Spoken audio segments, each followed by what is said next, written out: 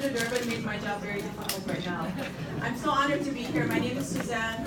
I represent the Syrian Community Network. I am Muslim, I am American of Syrian descent, and I am woman. Hear me roar. I'm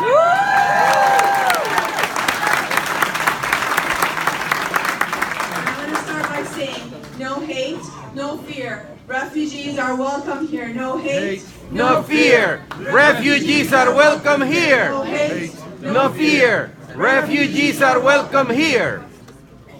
We stand with the American people in strong opposition to the announcement which turns our backs on Syrian refugees and the refugees from around the world, every time, from everywhere, from every conflict.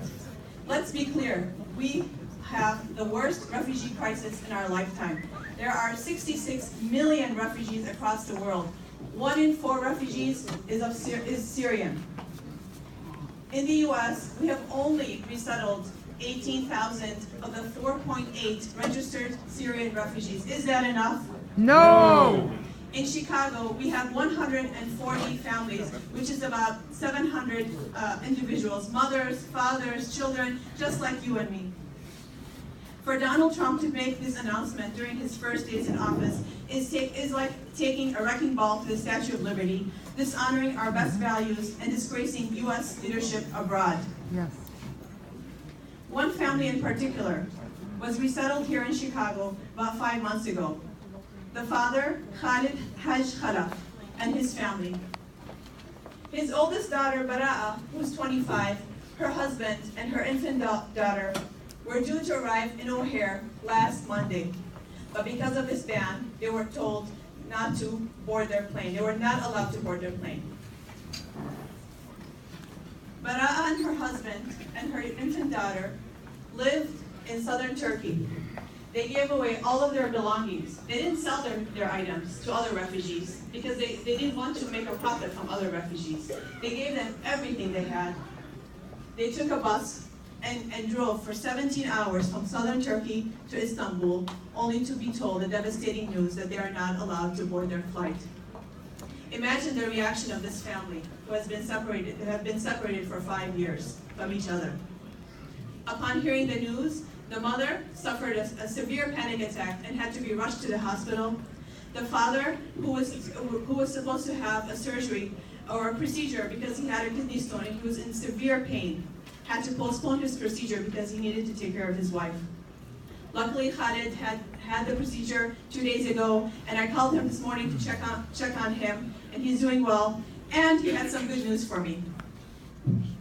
He said that his daughter received a phone call from IOM, the International Organization for Migration, and they told them to stick around in Istanbul, not to go home, because there is a chance that they may board their flight after all.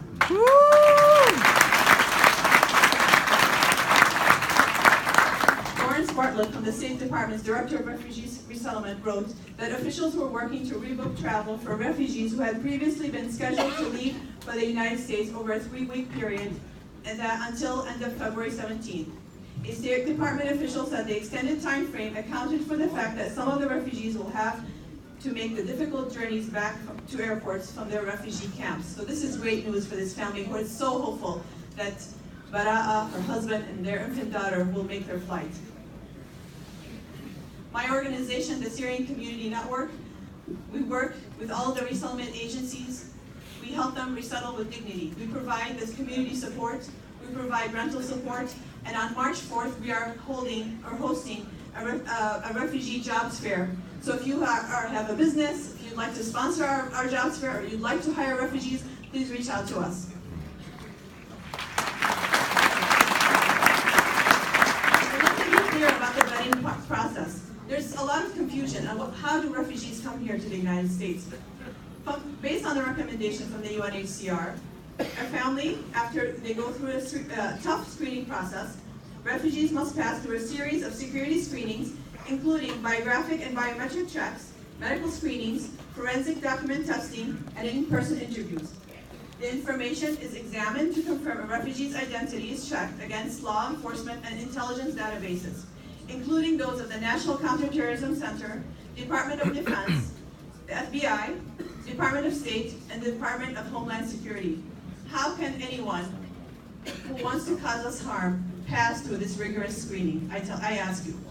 All of the families who are here in Chicago have told us the same type of information, that they were asked over and over and over about their life in Syria, what did they do in their host country, when do they work, and what is their educational background. And if the stories did not match, their file was immediately dropped.